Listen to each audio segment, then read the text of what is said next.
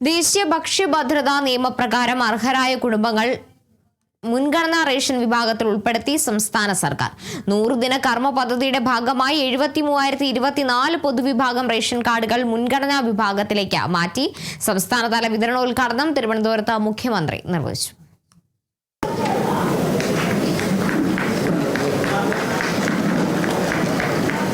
സാമൂഹ്യ സാമ്പത്തിക സാഹചര്യങ്ങൾ വന്ന മാറ്റങ്ങൾ പരിഗണിച്ച് അനർഹരായവരെ ഒഴിവാക്കിയും ഏറ്റവും അർഹരായ കുടുംബങ്ങളെ മുൻഗണനാ വിഭാഗത്തിൽ ഉൾപ്പെടുത്തുകയുമാണ് പദ്ധതിയുടെ ലക്ഷ്യം. ഇതിന്റെ ഭാഗമായാണ് 73,024 പൊതുവിഭാഗം റേഷൻ കാർഡുകൾ മുൻഗണനാ വിഭാഗത്തിലേക്ക് മാറ്റിയത്. തിരുവനന്തപുരം കനകക്കുന്ന് പാലസ് മെയിൻ ഹാളിൽ നടന്ന ചടങ്ങിൽ ഭക്ഷ്യ പൊതുവിതരണ വകുപ്പ് മന്ത്രി അനൂപ് ജേക്കബ് അധ്യക്ഷത വഹിച്ചു. മുഖ്യമന്ത്രി വി ഡി സതീശൻ സംസ്ഥാനതല വിതരണോദ്ഘാടനം നിർവഹിച്ചു.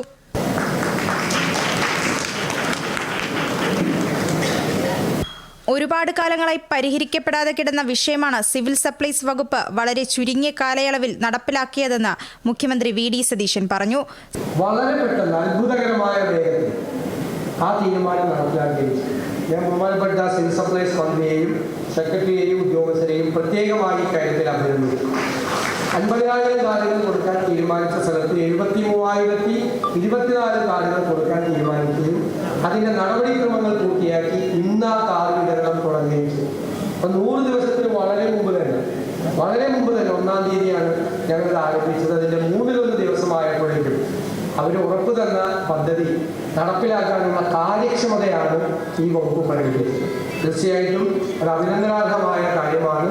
സർക്കാർ അധികാരമേറ്റ ശേഷം എടുത്ത സുപ്രധാന തീരുമാനങ്ങളിൽ ഒന്നാണ് മുൻഗണനാ റേഷൻ കാർഡുകളുടെ വിതരണമെന്ന് ഭക്ഷ്യ പൊതുവിതരണ മന്ത്രി അനൂപ് ജേക്കബ് പറഞ്ഞു. 50,000 കാർഡുകൾ എന്നതായിരുന്നു ലക്ഷ്യം. എന്നാൽ അത് 73,024 ഉയർത്താൻ കഴിഞ്ഞത് അഭിമാനകരമായ നേട്ടമാണെന്നും അദ്ദേഹം കൂട്ടിച്ചേർത്തു.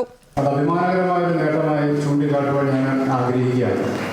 ഒപ്പം തന്നെ 2,000 AY കാർഡുകൾ ലഭ്യമാക്കാനുള്ള നടപടികളും ഇതിനോടനുബന്ധമായി സ്വീകരിച്ചിട്ടുണ്ട്.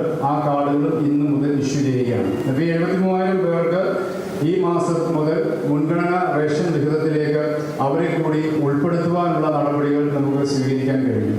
ആരോഗ്യ ദേവസ്വം മന്ത്രി കെ മുരളീധരൻ ഭക്ഷ്യക്കിറ്റുകളുടെ വിതരണം നടത്തി. Kerala vision news, Thiruvananthapuram. നിങ്ങളുടെ പഴയ സ്വർണത്തിന് ഏറ്റവും കൂടിയ വില അല്ലേ? അതെ. 22 വർഷത്തെ പാരമ്പര്യമുള്ള 50-ലേറെ ബ്രാഞ്ചുകളുള്ള നിങ്ങളുടെ സ്വന്തം അച്ചയൻസ് ഗോൾഡ്.